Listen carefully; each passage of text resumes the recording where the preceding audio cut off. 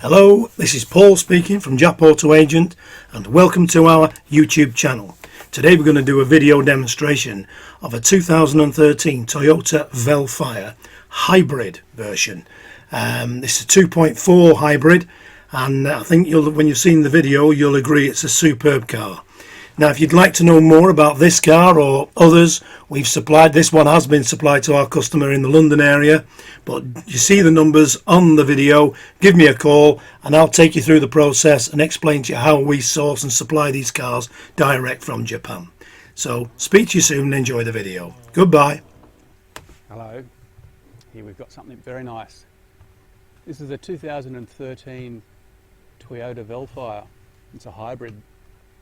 And Vellfire comes from the word velvet fire. You can see it's a very smooth, velvety looking car, I guess you'd say, or that's what they were hoping for at Toyota when they came up with the idea. Basically it's the same car as an Alphard.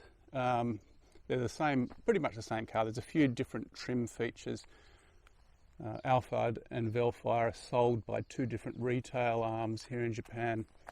So the hybrid have got slightly smaller wheels. These are 16-inch alloy wheels, and the other non-hybrid versions have got slightly larger 17-inch wheels. I guess it helps with the acceleration, I guess, having smaller wheels. So this is part of Toyota's E4 range, and what that means is it's a four-wheel or all-wheel drive when you want it to be. And so most of the time it runs as a two-wheel drive front-wheel car off the motor, or the engine I should say, and when you need it, it's got rear electric motors that kick in. Now, I've owned one of these for about 4 years, and smooth is certainly the way you'd describe it. It's a very smooth car to drive. It's got a CVT transmission, so it sort of just rolls. There's no jerkiness. It's extremely elegant, I'd say.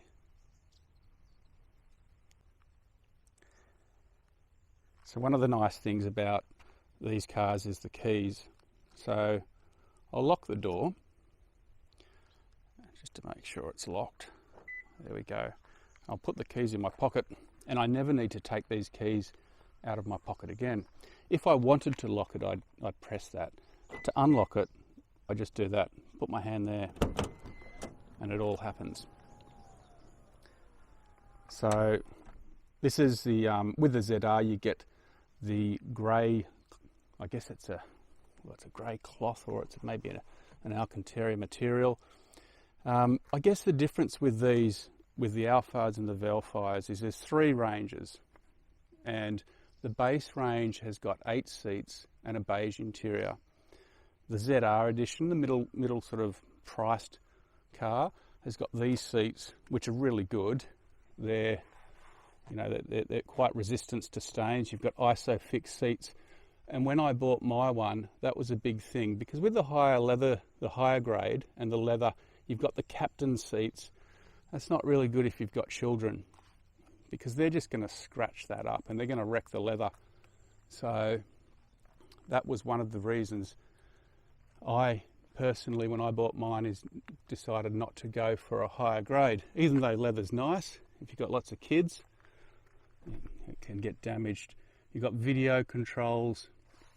That's a power outlet. That's a video input.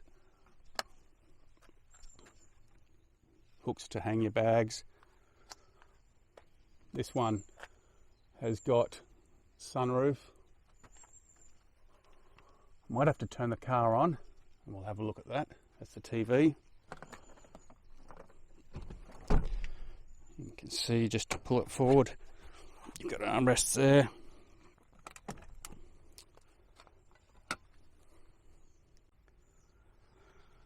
It's a bit hard to do with one hand, but I'm going to try my best. You can see here in the back we've got the rear seats.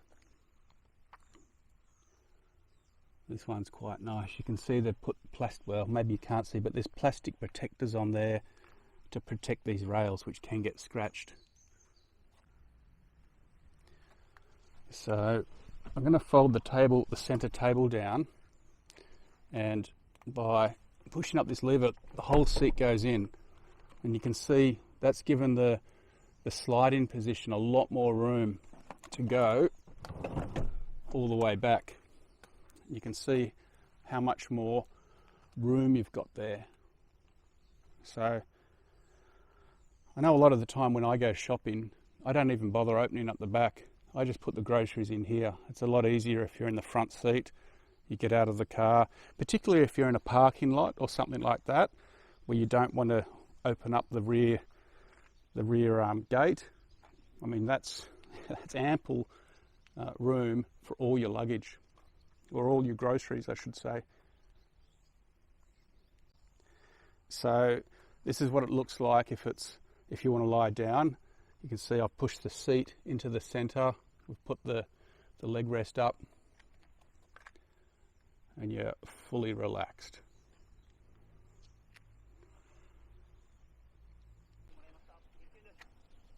So with the rear display, you can see we've got various different things. You've got the disc, HDD drive, Bluetooth, VTR, TV.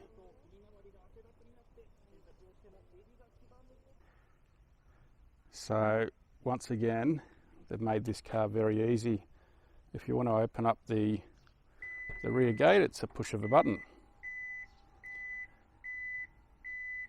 There you go. You could do the same. You could push the key button to bring it down, or hit the button up there.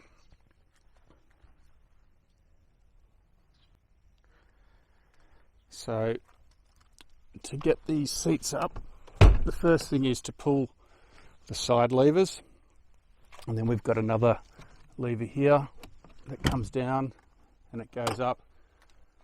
These need to be in the right marked position.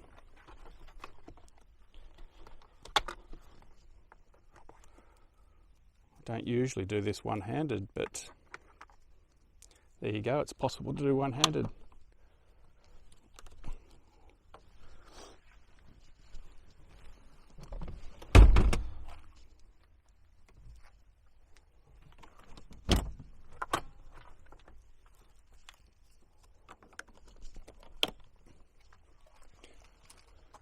So lots of space in the back there for a people mover.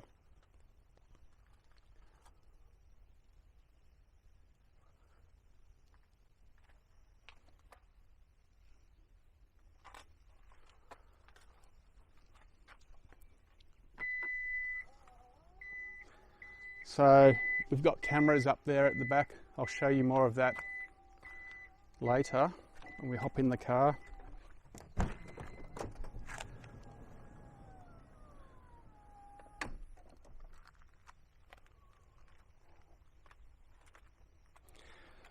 You can see we've got curtain airbags.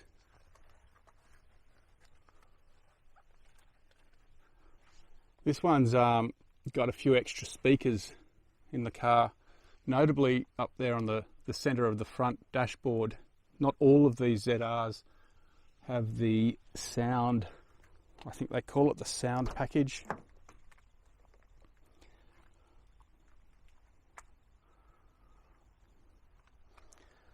So front seats are all power.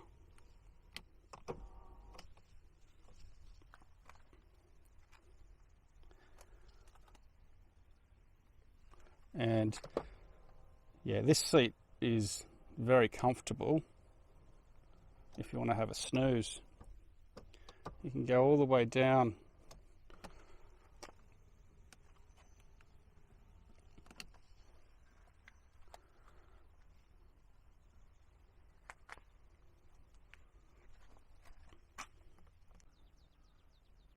So over here on the driver's side, got your cup holders there.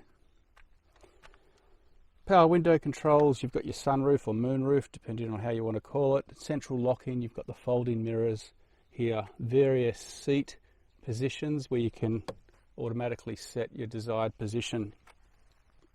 These are the auto mirrors, and you can have them set to, you manually close it, or it automatically closes it when you turn the car off.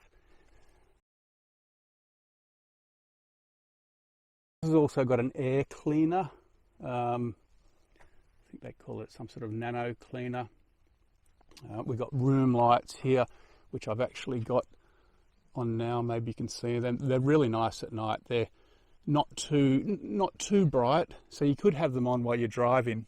If you don't have those side ones on, are now, because I've got the doors open, obviously. Parking sensors everywhere.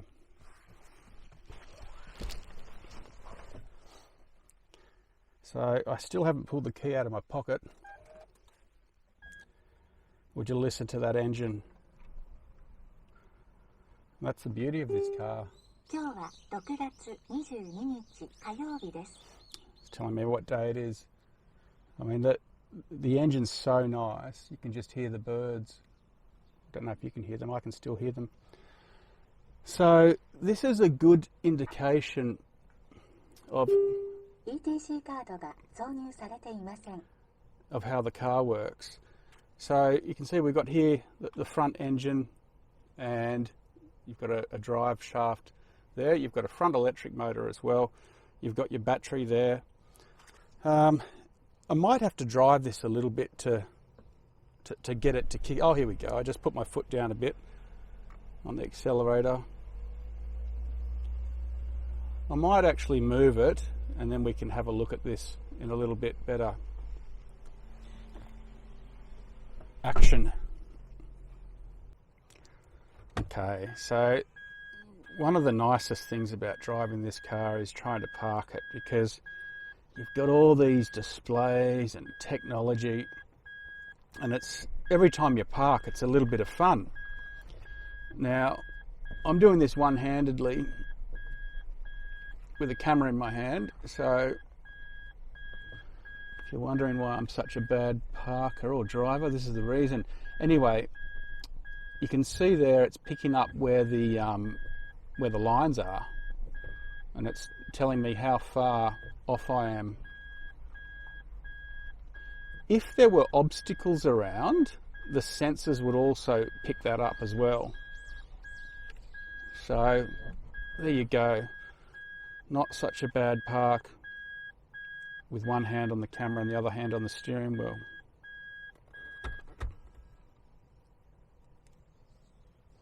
Okay, we'll just take it for a little drive here in the car park, just to give you an idea on sort of how the car works, or the battery position. I know there's a bit of light there. Anyway, you can see the battery's running quite low, because I've had the car sitting there with the TV on and everything like that, and I haven't driven it much. So it's in drive now, and it's running on full electric. So you can see there, it's just running on the battery. Go up a slight hill. The engine kicks in.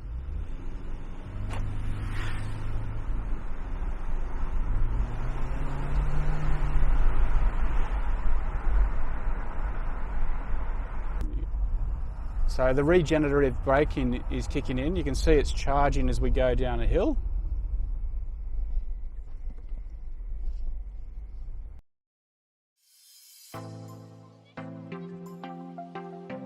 We are a UK-based personal car import agent trading since 2004.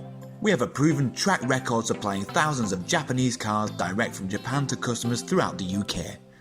Working as your appointed agent for a fixed commission, we provide a 4-step personal car import service.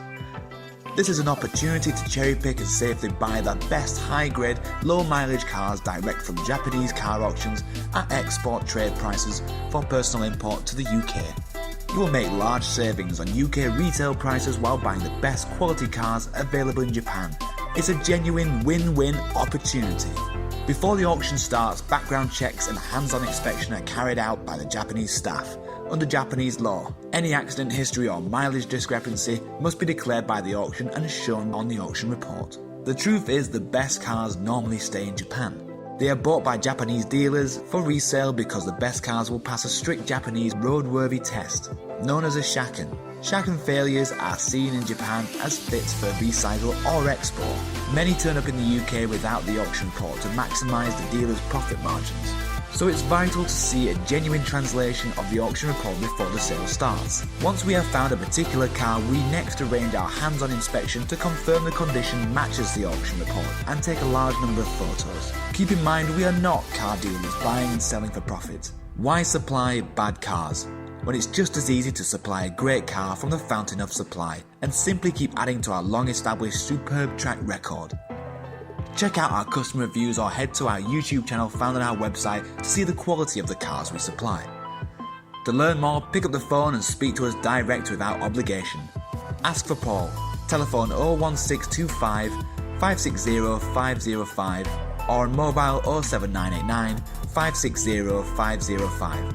Our email sales@Jap-Auto-Agent.com.